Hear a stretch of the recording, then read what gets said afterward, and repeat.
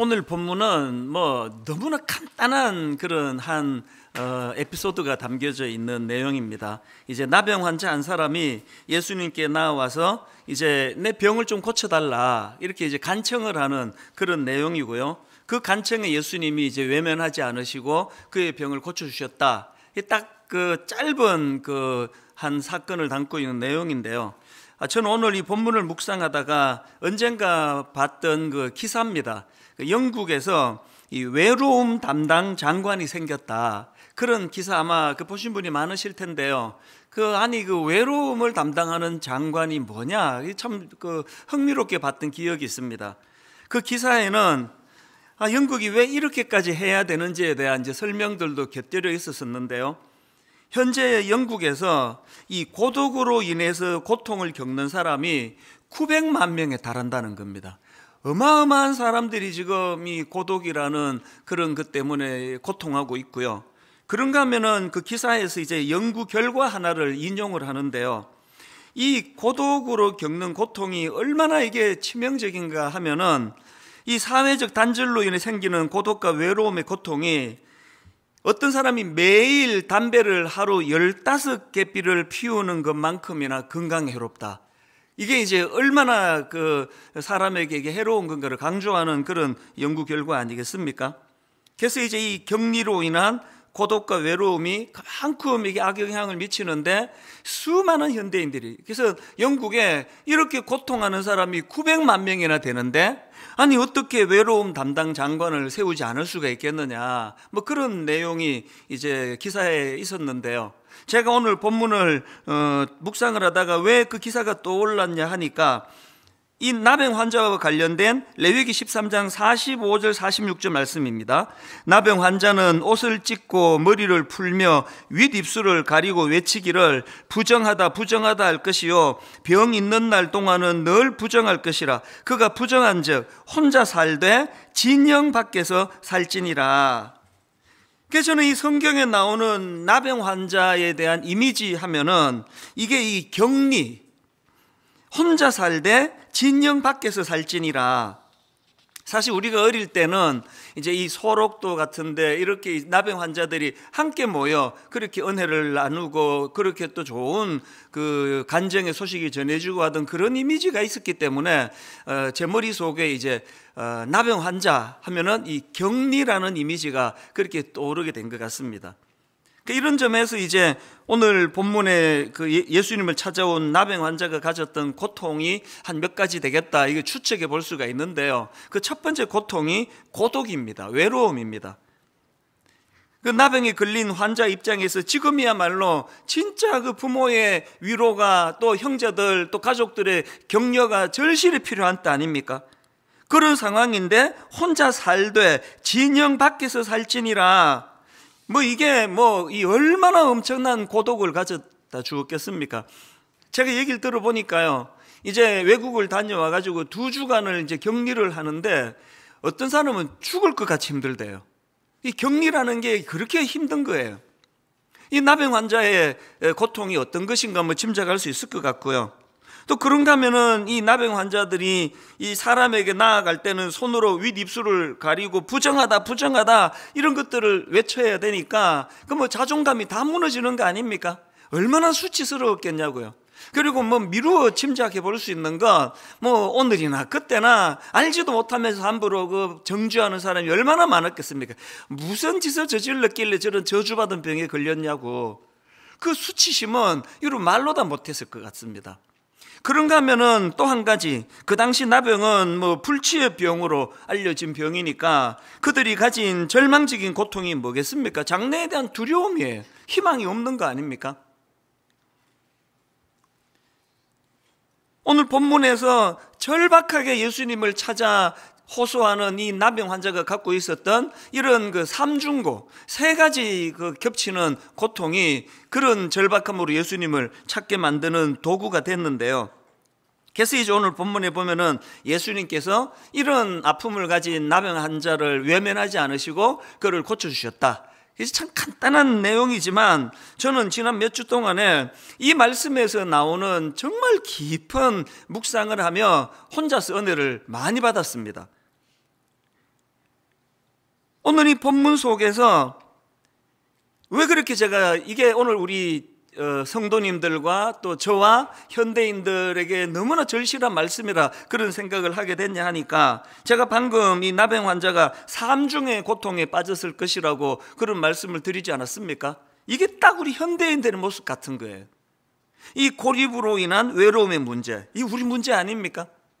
점점 인터넷은 발달이 되고 SNS를 통해서 아는 사람은 뭐 초등학교 동창 다 찾아내고 뭐 이민 간 사람 다 불러내 교제하고 다 하는데, 계속 들려지는 분석들을 보면은 현대인들이 점점 고독해진다는 겁니다. 또 그런가 하면은 이 무너져 버린 자존심, 이 상한 수치심, 너무나 많은 분들이 이런 상한 감정으로부터 치유받지를 못해 고통한다는 걸 저는 너무 잘 알고 있거든요. 또 그런가 하면은 이 장래에 대한 두려움은 오늘 본문의 나병 환자만의 문제가 아닙니다. 코로나를 겪으니까 제일 우리를 힘들게 하는 게 이게 도대체 언제 끝나는 거냐는 거 아닙니까? 그러니까 이런 면에서 보니까 이 본문에 참 절박하게 주님께 부르짖는 그 나병 환자가 이 남의 이야기 같지가 않고, 이게 우리 교회의 그 김 집사님 얘기 같고 박 권사님 얘기 같으니까, 어떤 면에서는 이게 또 저의 모습을 보는 것 같으니까 굉장히 많은 마음이 여기에 담겨지는 것을 제가 경험했습니다. 그런가 하면은 제가 오늘 본문을 주목한 또 다른 중요한 포인트가 하나 있는데요, 제가 발견한 이 문장 한마디 때문입니다. 41절을 보십시오. 예수께서 불쌍히 여기사 손을 내밀어 그에게 대시며 이르시되 내가 원하오니 깨끗함을 받으라. 제가 주목했던 이 포인트입니다. 손을 내밀어 그에게 대시며 이르시되, 아니 왜 예수님은 그 말씀으로도 고칠 수 있지 않습니까? 그리고 성경에 보면 실질적으로 사복음서에서 말씀만으로 고치신 케이스가 또 많이 나오지 않습니까? 그런데 왜 예수님은 굳이 이 부정한 병으로 알려진 이 나병에 걸리면 격리를 시켜야 될 만큼 이것이 이 격리돼야 되는 이런 병을 가진 환자에게 굳이 손을 뻗어가지고 그 몸에 손을 대시면서 병을 고쳐주셨는가?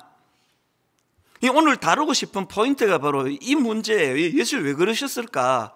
제가 이 문제를 가지고 질문하고 또 묵상을 하다가 떠오른 한 장면이 있는데요, 평소에도 제가 참 좋아하는 성경 구절입니다. 마태복음 14장 27절, 예수께서 즉시 이르시되 안심하라 나니 두려워하지 말라. 이 말씀의 배경 다 아시죠? 지금 예수님의 제자들이 풍랑이 있는 바다 너무나 밤새 고생을 하고 죽을 고생을 하는데 풍랑은 잦아들지 않고 그런 절망적인 상황에 빠져 있을 때 예수님이 그들에게 다가가셔서 풍랑을 잠잠케 해주시는데요, 그런데 예수님이 즉시 이르시되, 즉시 제일 먼저 다른 거 어떤 거 하기 전에 가장 먼저 하신 게 뭐냐? 안심하라 내니 두려워하지 말라.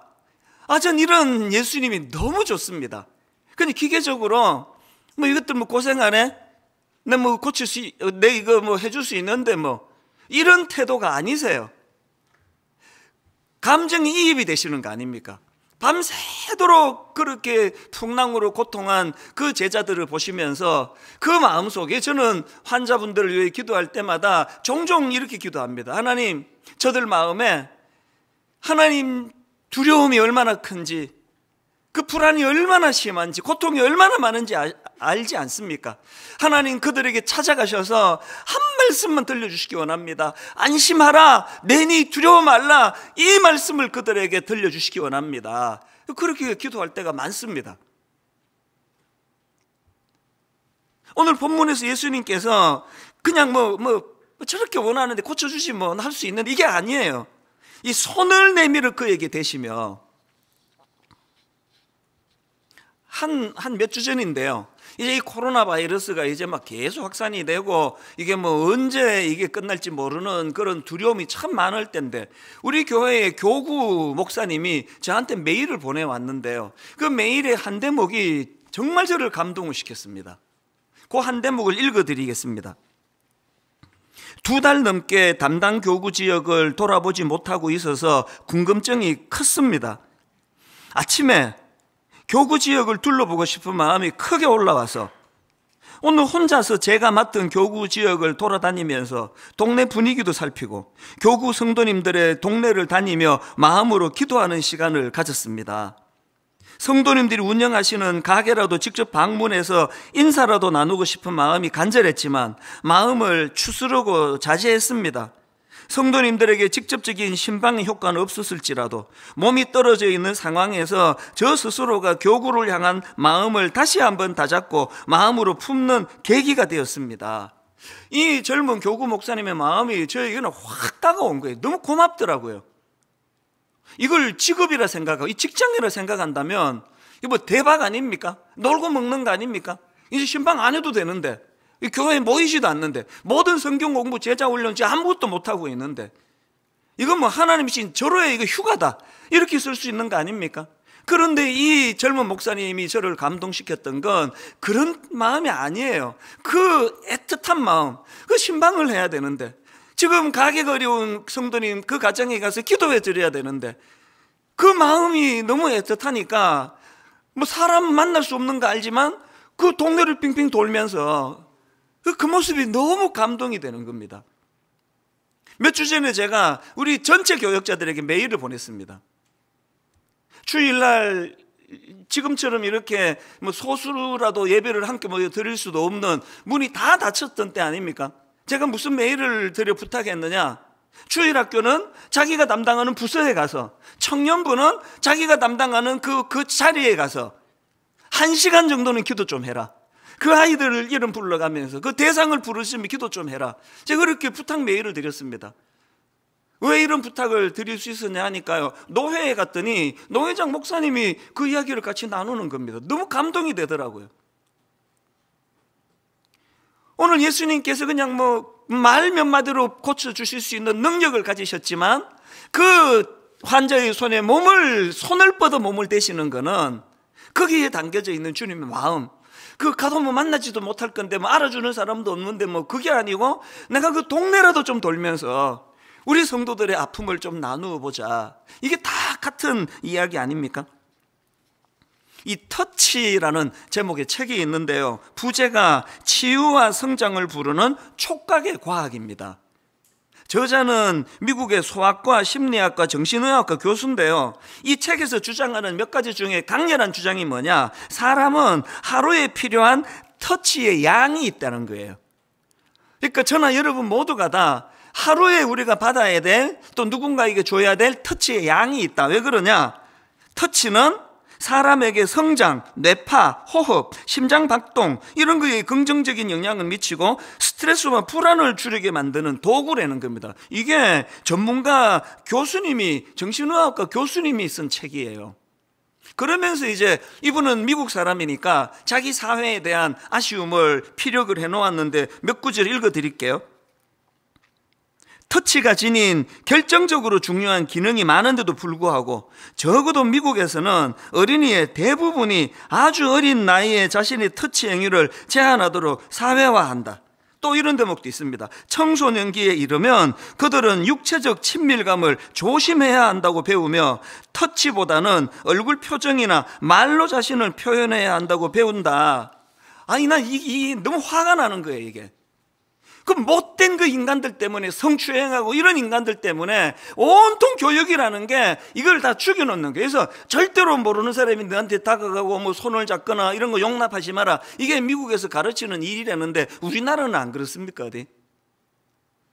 제가 여러분 19년 전에 청소년 사회 갈 때는요, 그 중등부 특히 그 꼬맹이들 1학년, 2학년 이런 애들 할 때는 뭐 남자애, 여자애 가리지 않고 뭐 등 두드려주고 손잡아주고 예배 시간에 입구에서 기다렸다가 어른들 지나갈 때는 그냥 뭐 인사만 하지만 얘들은 일부러 등을 두드려주고 어떤 애는 격려가 필요한 애는 막 손을 꼭 잡아주면서 잘 왔다고 격려하고 어떨 때는요, 이제 저학년 애들일 때는 가능했지만 뺨을 이렇게 막 내가 부비면서 진짜 놀라운 하나님의 형상이다 그러면서 애들을 막 그렇게 격려하고 그런, 그게 제 청소년 사역이었거든요. 지금 그랬다가는 큰일 납니다. 뭐 바로 이건 뭐 난리가 날 거예요. 누가 이렇게 삭막하게 만들었냐고요.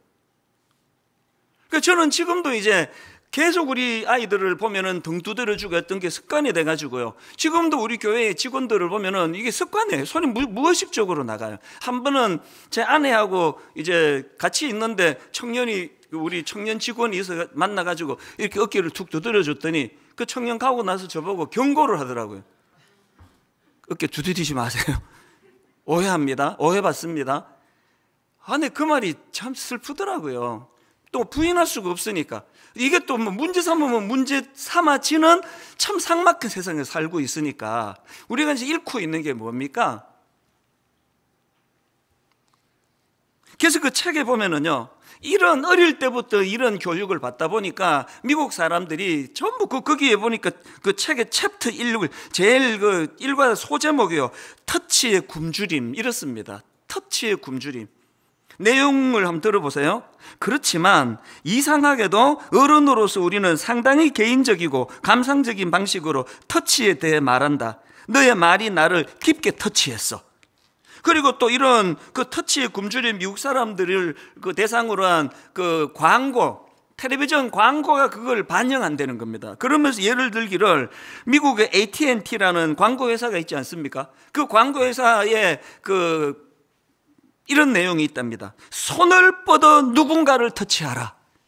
이게 지금 이 터치에 목마른 사람들을 겨냥한 광고 아닙니까? 또 잔슨앤잔슨이라는 로션 만드는 회사의 광고 문구도 이런 광고가 있답니다. 그들의 오늘을 터치하라. 그들의 내일을 터치하라. 이게 전부 지금 터치에 굶주려져 있는 미국 사람들, 현대인들의 모습을 지금 반영한 거 아니냐. 그 책에서 이런 내용을 다루고 있는 거거든요.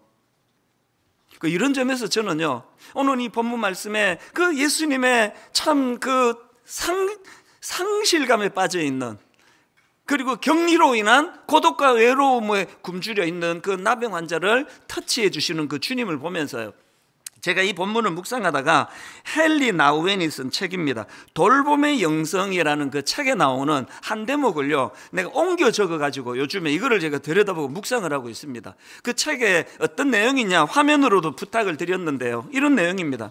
당신의 고통이 보입니다. 내가 그 고통을 없애줄 수는 없지만, 당신을 혼자 두지 않겠습니다. 저는 이게 우리 예수 믿는 사람들이 구호라고 생각을 합니다.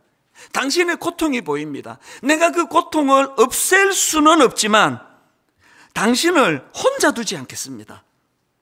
오늘 저와 여러분이 정말 우리가 이런 저 책에 나와 있는 그 메시지와 같은 삶을 노력을 하셔야 되는데요, 그러기 위해서 오늘 이 41절에서 예수께서 불쌍히 여기사 손을 내밀어 그에게 대시며 이르시되, 이 은혜를 갈망해야 된다는 사실입니다.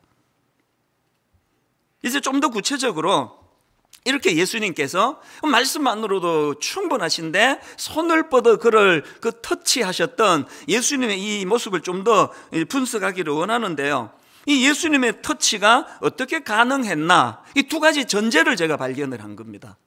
두 가지 전제 중에 첫 번째 전제가 뭐냐, 예수님의 터치가 어떻게 가능했나, 그것은요, 예수님의 동정심으로 인한 감정이입이 있었기 때문입니다. 자, 41절을 자세히 한번 보십시오. 예수께서 불쌍히 여기사, 그래서 나온 게 손을 내밀어 그에게 대시며 이르시되예요. 예수님의 불쌍히 여기사, 이게 동력이 있었기 때문에 손을 내밀어 그를 터치할 수 있었다는 겁니다. 근데 저게요, 우리말 성경으로 번역이 조금 약합니다. 여기 나와 있는 불쌍히 여기사, 이렇게 번역하기에는 이게 굉장히 센 단어예요.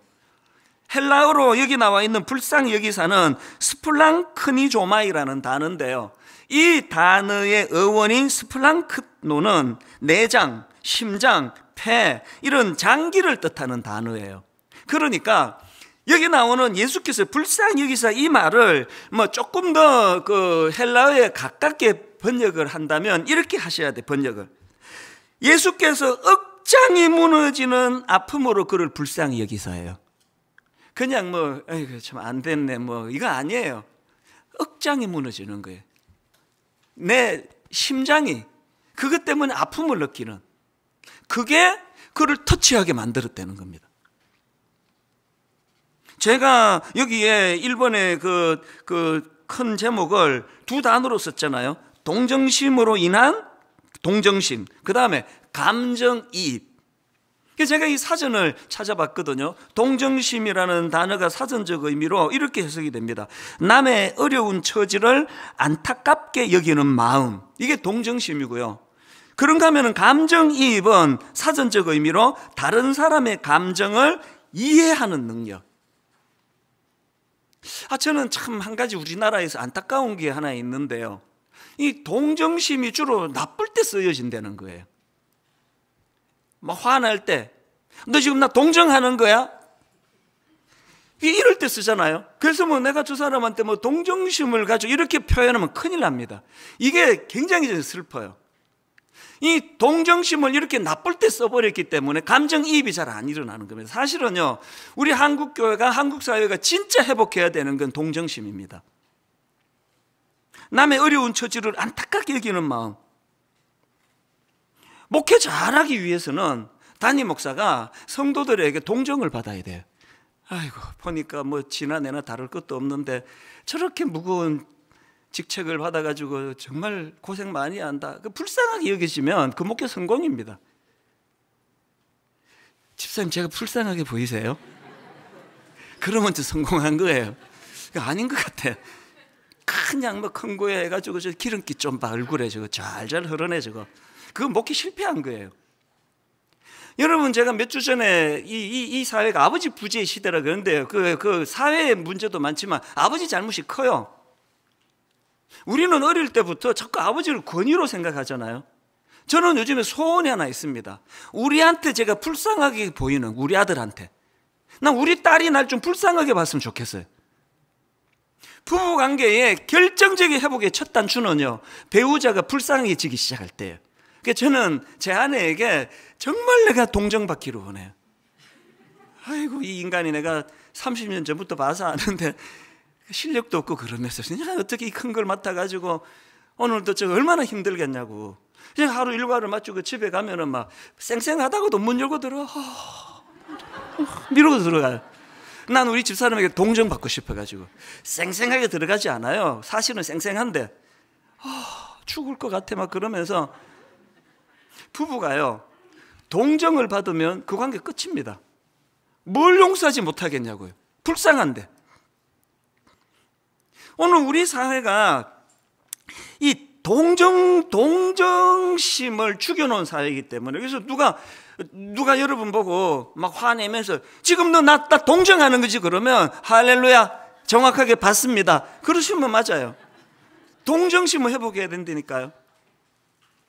최근에 그 아파트 경비원 자살 사건 아시잖아요. 그 경비원이 그 입주민에게 폭행을 당하고 끔찍한 일을 당했다, 그렇게 유서를 쓰고 자살을 했는데요. 그것도 제가 참 마음이 아팠지만 저는 그 다음에 뉴스를 보다가 눈물이 그릉그릉해졌습니다.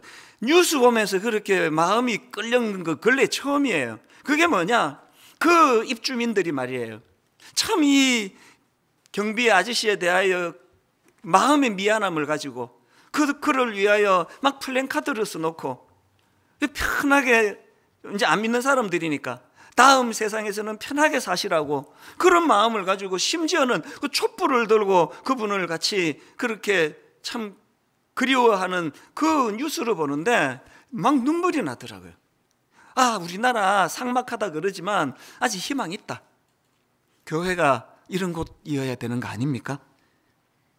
우리가 이걸 회복해야 되는데, 그러기 위해서는요, 히브리서 4장 15절을 잊으시면 안 됩니다. 우리에게 있는 대제사장은 우리의 연약함을 동정하지 못하시리가 아니요. 그 나병 환자처럼 우리가 먼저 이 주님의 동정을 받아야 돼요. 내가 어떤 주님의 동정으로 그냥 쫓겨났는데도 할 말이 없고 내쳐도 할 말이 없고 구원받지 못해도 할 말이 없는데, 동정심 가득한 마음으로 주님이 우리를 십자가로 인도해 주셨기 때문에 오늘도 내가 그거를 의지해서 여기까지 오지 않았느냐, 이 힘을 가지고 나도 누군가, 오늘도 울고 있는, 오늘도 아픔을 겪는 누군가에게 이 주님의 동정심으로 그를 내가 사랑으로 섬겨야지, 이게 교회인 줄로 믿습니다. 그런가 하면은 두 번째가 더 중요합니다. 예수님의 터치가 어떻게 가능했는지 아십니까? 그것은요, 치유 능력에 대한 예수님의 자신감 때문에 그렇습니다. 이런 의미에서 저는 42절이 참 은혜가 되는데요. 곧 나병이 그 사람에게서 떠나가고 깨끗하여진지라. 이게 왜 이렇게 중요한 의미가 일어나느냐? 여러분 아까 말씀드렸잖아요. 왜 격리를 시켜버립니까? 부정해질까 봐.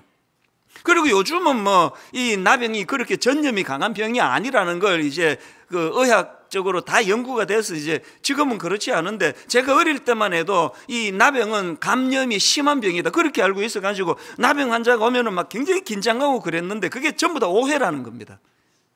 어쨌든 이제 뭐 그 오해하고 있던 상황을 가정해서 제가 상상을 해보는 겁니다. 왜 사람들이 나병 환자를 격리시킵니까? 그랬는데 여러분, 지금 코로나 바이러스 지금 우리 모두가 다 너무너무 두려워하는 게 그 감염. 그래서 여러분 한번 대답해 보세요. 지금 감염이 안 된 사람하고 감염이 된 사람이 만나면 누가 더 영향력이 셉니까? 감염이 안 된 사람 때문에 영향을 받아서 감염이 된 사람이 치료가 됩니까? 감염이 안 된 사람이 감염된 사람에게 영향을 받아가지고 그 사람도 감염이 됩니까? 이렇게 간단한 걸 이렇게 복잡하게 질문을 했지? 모두가 마스크 쓰고 막 그냥 문 앞에서 열재고 하는 이유는, 이 자리에 막 감염 안 된 사람이 막 10,000명이 모였는데 감염된 사람 1명만 있으면 그것들이 다 감염을 시키기 때문 아닙니까? 왜 그 나병 환자를 격리를 시켜야 됩니까? 여러분, 사춘기 아이들을 이제 교육시킬 때 아들이 이제 중학생이 되고 고등학생이 되면은 뭐 온 집에서 강조하는 게 뭐예요? 언니 불량한 친구 사귀지 말라는 거 아닙니까? 왜 그렇습니까? 불량하지 않은 내 아들이 불량한 아들을 만나면 불량하지 않은 내 아들 영향으로 불량한 내 친구가 깨끗해지는 거는 거의 없고, 헷갈리더라도 이해해 주세요. 불량하지 않은 내 아들이 불량한 아들을 만나면 그 아이의 영향을 받아 걔가 변하는 게 아니라, 안 불량한 내 아들이 불량해지니까 만나지 마라 그러는 거 아닙니까? 제가 여러분 이 두 번째에서 왜 은혜를 받는지 아시겠죠? 왜 터치가 가능했다고? 예수님의 치유 능력에 대한 자신감이 뭡니까? 여기 42절을 보니까요, 그 부정한 나병 환자 때문에 그를 터치했더니 예수님이 그 영향을 받아서 부정해지신 게 아니고요, 반대로 그 부정했던 그 사람이 예수 그리스도로 말미암아 깨끗해졌다는 겁니다. 이게 교회의 차별성입니다. 요즘에 제가요 옮겨 적어놓고 묵상하는 그 문장 몇 개가 있는데, 그 중에 하나는 고신대 우병웅 교수가 쓴 글인데요, 내용이 이렇습니다. 화면으로도 좀 부탁을 드렸는데 보십시오. 유대교가 접촉을 통해 부정해지는 종교라면 기독교는 접촉을 통해 거룩해지는 종교이다. 이거요, 여러분 다 옮겨 적이고 다 묵상하셔야 될 내용이에요. 어마어마하게 깊은 내용 아닙니까? 유대교가 접촉을 통해 부정해지는 종교라면 기독교는 접촉을 통해 거룩해지는 종교이다. 그리고 또 제가 옮겨놓고 묵상하는 글 하나가 더 있는데, 숭실대 김혜건 교수님 책에서 발견한 문장인데 이것도 한번 들어보십시오. 유대교가 그토록 집착했던 깨끗함은 복잡한 정결 예법과 율법 준수를 통해서가 아니라 예수님의 동정심과 그 동정심 가득 찬 접촉을 통해서 일어납니다. 너무 내 마음에 와닿고 너무 마음에 가책을 느끼는 글이에요. 여러분, 유대교가 그토록 집착했던 깨끗함은 그렇게 복잡한 정결 예식과 율법 준수를 통해서 일어난 게 아닙니다. 그 유대교 율법을 지켜야 된다고 그랬으면 그 사람 앞에 다가온 나병 환자는 돌에 맞아 죽었어야 돼요. 고침 못 받습니다. 여러분, 그 절망 속에 빠져있던 한 생명이 그렇게 기뻐 치유를 받을 수 있게 된 건 유대교가 그토록 집착했던 정결 예법과 율법 준수가 아니라고 한다면, 오늘 여러분은 지금 유대교 신자입니까? 기독교 신자입니까? 인터넷을 난무하는 끊임없는 정죄와 끊임없는 비난과, 여러분 불교가 그렇게 합니까? 천주교가 그렇게 합니까? 유튜브에 떠돌아다니는 말로 다 할 수 없는 내부 총질, 너무너무 그냥 논리를 가지고. 저는 정진영 목사님 그 일이 터졌을 때 절망했던 사람이에요. 젊은 목사가 말 실수한 거 맞습니다. 애쓰는 분들 기분 상하게 있는 거 맞습니다. 근데 그걸 목사 면직시켜라고까지 항의할 정도라고 생각하지는 않거든요. 만약에 오늘과 같은 논리라면요, 오늘 본문에 나오는 나병 환자는 돌에 맞아 죽는 게 너무나 정확한 공이에요. 그게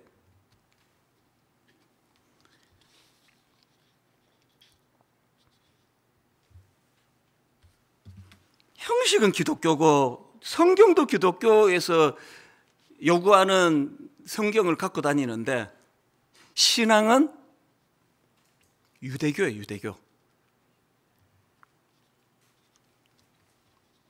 오늘 우리가 이런 의미에서 정말 이 그리스가 이걸 왜 이걸 옮겨 적어 놓고 계속 저 자신에게 이걸 묵상을 하느냐고요.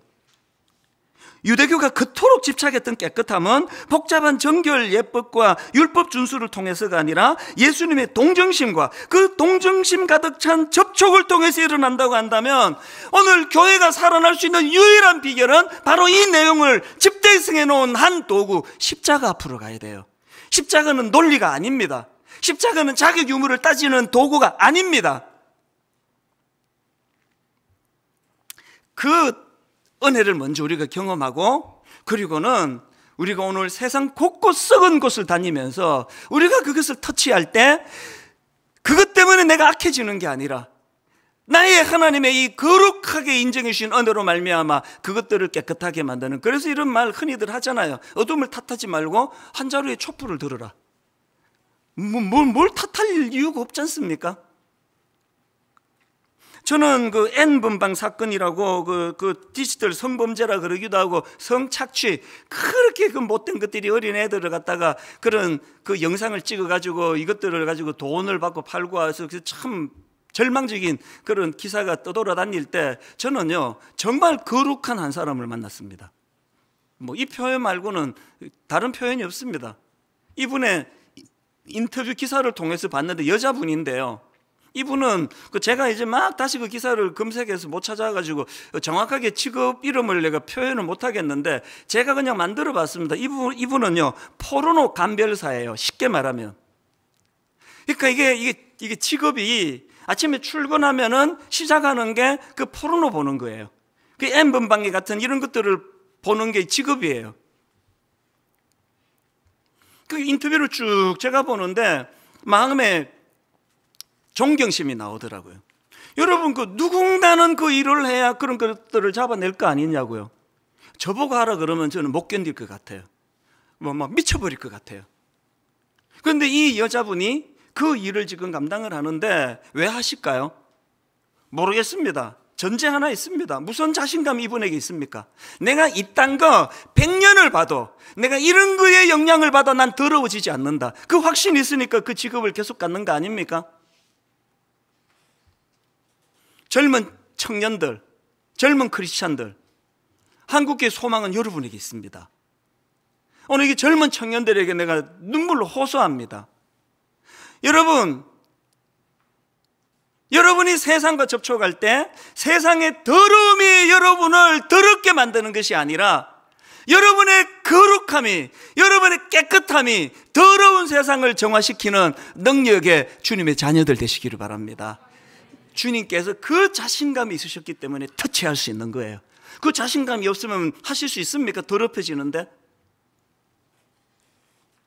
그래서 저는 오늘 간단하게 두 가지 적용, 기도 제목, 또 마음의 소원, 그 두 가지를 제가 사모하며 두 가지로 나누기 원하는데, 첫째로는요, 여러분 우리 모두가 다 이 예수님의 터치를 사모하셔야 됩니다. 오늘 이 나병 환자의 절실함이요, 여러분 이게 잘못하면 이게 돌에 맞아 죽는 일이에요. 이거 목숨 걸지 않으면 할 수 없는 일입니다. 그런데 내가 그냥 이렇게 사는 것보다 차라리 내가 한번 깨끗함을 시도하다가 돌에 맞아 죽는 게 낫지, 나 이렇게는 못 살겠다. 그 절박함이 있었기 때문에 주님 앞으로 나갈 수 있게 된 거 아닙니까? 오늘 교회의 성도님들의 치명적인 문제는 이 절박함이 없다는 거예요. 저는 이번 주간에 너무 기뻐요. 내일 모레 너무너무 기대가 돼요. 다락방이 그동안에 임시로 그냥 막 하다가 이제 이번 주부터 드디어 정식 다락방을 이제 개강을 하거든요. 어제 우리 남녀 직장인 순장님들과 함께 다락방 공과를 같이 나누고 우리 교구 목사님과 나누는데 하루 종일 저에게 우리 교구 목사님이 들려주는 너무너무 가슴 벅찬, 이제야 숨을 쉴 것 같습니다, 이제 순장 모임을 가지니 이제 좀 살 것 같습니다. 여러분, 어떤 분은 이거 화면으로 답답하고 그래서 이게 안 간다 그러고 그거 진짜 여러분 잘못 생각해요. 지금이야말로 가셔야 될 때, 지금이야말로 이 갈급함을 가지고 서로가 기도해야 될 때예요. 부탁합니다. 그동안 안 나가시던 분들도 다락방에 다 나가셔야 돼요. 그래서 같이 교제하고 같이 마음을 나누면서 예수님의 터치를 경험하셔야 됩니다. 두 번째로요, 그렇게 첫 번째가 그렇게 예수님의 터치를 갈망하고 사모해야 된다면, 두 번째는 그 터치의 능력을 주변에 전달하자는, 주변에 전하자는 겁니다. 누가복음 6장 36절, 너희 아버지의 자비로우신 같이 너희도 자비로운 자가 되라. 마태복음 5장 7절, 긍휼히 여기는 자는 복이 있나니 그들이 긍휼히 여김을 받을 것이며. 이 사랑의 선순환 아닙니까? 내가 먼저 하나님 아버지의 자비로우심으로 말미암아 거룩한 주님의 자녀가 됐으니 나도 연약 그 누군가를 향하여 이 긍휼을 내가 흘려 보내줘야 되겠다. 그랬더니 또 긍휼을 베푸는 자에게 주님의 긍휼하심이 또 일어나는 게 이 사랑의 선순환입니다. 그래서 여러분, 이제 힘을 내셔야 돼요. 이제 주저앉으시면 안 됩니다. 다락방마다 이게 그냥 옛날에 모여서 할 때보다 훨씬 더 은혜롭네. 이거 우리 반드시 만들어내야 되고요. 기독교 성윤리연구소, 기도 많이 해주셔야 됩니다. 너무나 지금 오염된 이 가치관을 병들게 만든 이 시대랑 우리가 거룩을 가지고 싸워야 돼. 그래서 기독교 성윤리연구소에서 지난주에 10권의 책을 만들었다 그랬잖아요. 우리 자녀 성경적 성교육 시리즈. 제가 어제예요, 궁금해가지고 예스24라는 기독교 서점에 들어가가지고요, 보니까 이제 한 달 판매량 베스트셀러, 한 주 판매량 베스트셀러, 또 하루 판매량 베스트셀러, 이게 지난주에 제가 이제 이거를 소개했기 때문에 그냥 궁금해서 그 전날 베스트셀러 목록을 쫙 봤다가 전율이 느껴지는 겁니다. 1위부터 10위인데요, 여기 나와 있는 우리 자녀 성경적 성교육 시리즈가 총 10권인데 1위부터 베스트셀러 1위부터 5위가 이 책이더라고요. 1위부터 5위가. 너무 기뻤습니다. 왜? 너무나 많은 부모들이 지금 여기 관심을 갖고 있다는 게 너무 감사했거든요. 저는 공식적으로 말합니다. 분당 우리 교회 모든 학부모들은 자기 아이들 연령에 맞추어서 이 책을 다 구입하시기를 바랍니다. 그거를 통해서 우리가 뭐를 얻는 게 없기 때문에 내가 자신 있게 부탁할 수 있습니다. 여러분, 진짜 부탁합니다. 그래서 부모가 먼저 공부하셔야 돼요.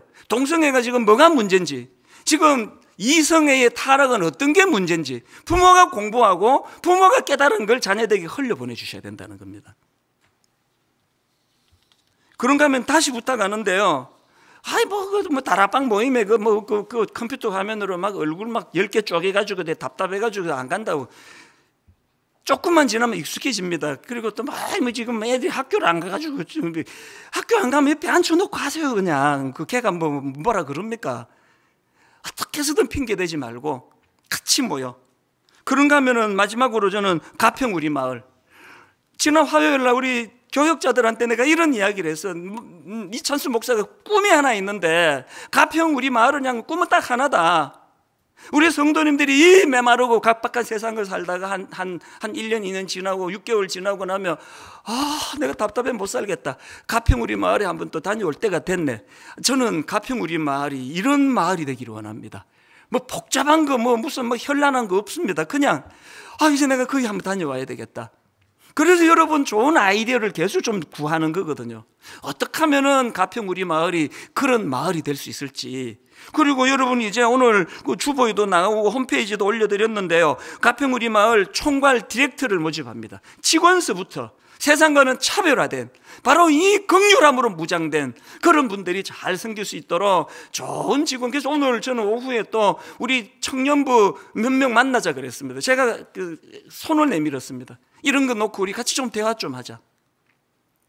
결론을 맺습니다. 찬양 하나만 소개해드리고 마치기 원하는데요, 어제 오전입니다. 제가 이런 말씀을 쭉 준비하다가 제가 대학생인 시절에 CCC라는 선교단체에서 참 즐겨 불렀던 찬양이 하나 있는데 제목이요, 주님의 계절이에요. 주님의 이 사계절을 가지고 주님을 노래한 건데, 예를 들면 가사가 이렇습니다. 봄날, 예수님 봄날에 오신다면 새싹이 움틀 때에 마음 깨끗한 사람 찾겠네, 꽃들을 돌보도록. 여름, 예수님 여름에 오신다면 태양이 뜨거울 때 사랑 넘치는 사람 찾겠네, 온 세상 녹이도록. 가을, 예수님 가을에 오신다면 오곡이 익어갈 때 마음 성실한 사람 찾겠네, 열매를 거두도록. 어제 아침에 마음을 먹먹하게 만든 건 겨울이에요.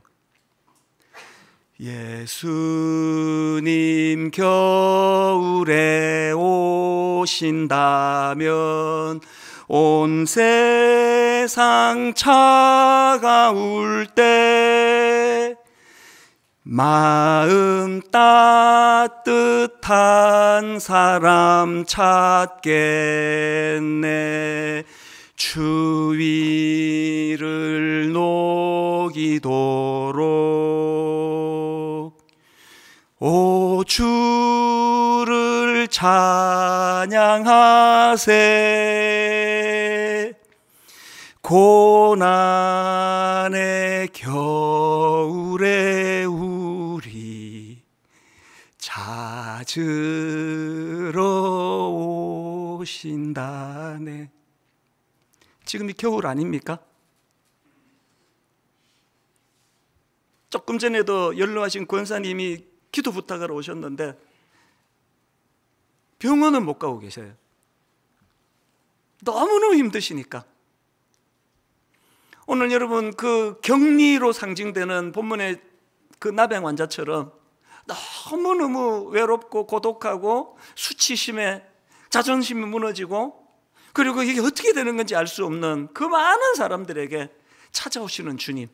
그런데 예수님은 그런 은혜로 변화된 우리를, 주님 겨울에 오신다면 마음 따뜻한 사람을 찾겠네. 마음 따뜻한 사람, 어떤 사람입니까? 아까 읽어드린 거, 당신의 고통이 보입니다. 내가 그 고통을 없애줄 수는 없지만 당신을 혼자 두지 않겠습니다. 이 따뜻한 사람이에요. 오늘 말씀을 기억하시면서 오랜만에 이 찬양을 부르는 것 같습니다. 우리 주님 앞에 이 마음을 드리면 좋겠습니다. 주님과 같이 내 마음 만지는 분은 없네, 오랜 세월 찾아 난 알았네, 내겐 주밖에 없네. 우리 가사를 생각하시고 말씀을 기억하시며 찬양하기 원합니다.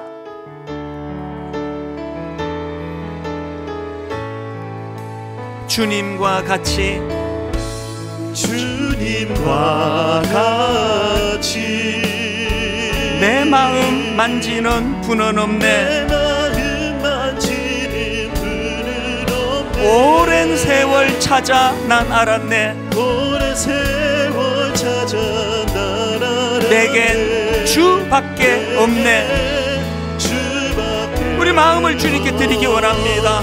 주님과 같이, 주님과 같이 내 마음 만지는 분은 없네, 내 마음 만지는 분은 없네, 오랜 세월 찾아 난 알았네, 오랜 세월 찾아 난 알았네, 내겐 주밖에 없네. 주밖에 여러분, 연애의 노래를 드리기 원합니다. 주잡이 강같이 흐르고,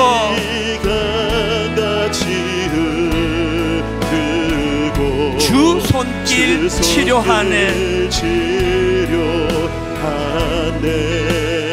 고통받는 자녀 품으시니 자녀 품으시니 주밖에 없네. 주밖에 우리의 상한 마음을 주님 앞에 드려지기 원합니다. 주님과 같이, 주님과 같이 내 마음 만지는 분은 없네, 마음 만지는 분은 없네, 오랜 세월 찾아 난 알았네, 세월 찾아 난 알았네, 내겐 주밖에 없네. 목마른 나의 영혼, 목마른 나의 영혼 주를 부르니 내 마음 만져주소서. 나의 마음 만져주소서. 주님만을 원합니다. 더 원합니다. 나의 마음 만져주소서. 주께 가오니 날 이끄소서. 간절히 주님만을 원합니다. 채워주소서. 주의 사랑은 진정한 찬양 드릴 수 있도록. 다시 한번 주께 가까이 날 이끄소서. 간절히 주님만을 원합니다. 사모합니다. 채워주소서. 무엇을? 주의 사랑을 진정한 찬양 드릴 수 있도록. 내 영혼이 목말라 주님을 찬양합니다. 목마른 나의 영혼 주를 부르니 나의 맘 만져주소서.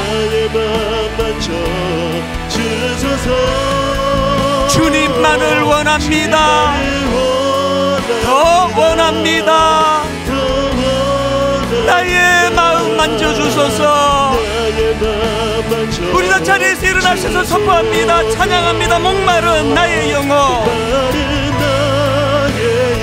주를 부르니 나의 마음 만져주소서.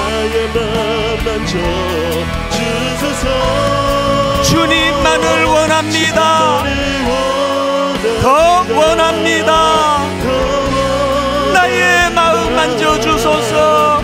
우리 마지막으로 전심을 다하여 주님 앞에 사모하며 목마른 나의 영혼 나의 영혼 주를 부르니 나의 마음 만져주소서.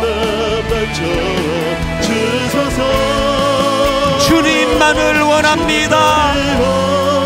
더 원합니다. 나의 마음 만져주소서. 각자에게 주신 말씀 붙잡고 아버지 주님 만져주시기 원합니다. 상한 내 마음을 만져주시기 원합니다. 갈급한 내 영혼을 만져주시기 원합니다. 우리 한 목소리로 통성으로 같이 기도하시겠습니다. 살아계신 하나님 아버지, 목마른 내 영혼을 주님 앞에 맡겨드리기를 원합니다. 상한 내 마음을 주님 앞에 가져가기를 원합니다. 목마른 나의 영혼, 목마른 나의 영혼 주님을 애타게 부르짖기 원합니다. 오늘 아버지 남의 만져의 그 갈급함을 우리에게 허락하여 주시기 원합니다. 하나님 아버지, 너무나 격리의 고통으로 아버지 너무나 아버지 그 마음의 상실감을 가지고 너무나 하나님 아버지 수치심으로 아버지 그들이 가지고 있던 장래에 대한 두려움으로 불안함으로 절박하게 주님을 찾았던 그 나병 환자처럼 하나님 아버지 그 나병 환자를 만나주셨던 주님을 갈망합니다. 사모합니다. 목말라 주님을 부르짖습니다. 목말라 주님을 애타게 찾습니다. 주님, 우리의 영혼을 어루만져 주시기 원합니다. 싸매어 주시기 원합니다. 치료하여 주시기 원합니다. 살아계신 하나님, 하나님 아버지 그 은혜로 인도하여 주시기를 원합니다. 하나님 아버지, 주님을 갈망합니다. 주님을 아버지여 애타게 목말라 갈망합니다. 하나님, 우리가 하나님 앞에 드려지는 이 예배로 말미암아 하나님 아버지 먼저 하나님 앞에서 아버지 하나님 우리가 치유함을 받고 하나님 누구와 접촉을 통해 부전해지는 정도로 우리는 하나님 접촉을 통해 거룩해지는 믿음, 접촉을 통해 거룩해지는 신앙을 가지게 하여 주시옵소서.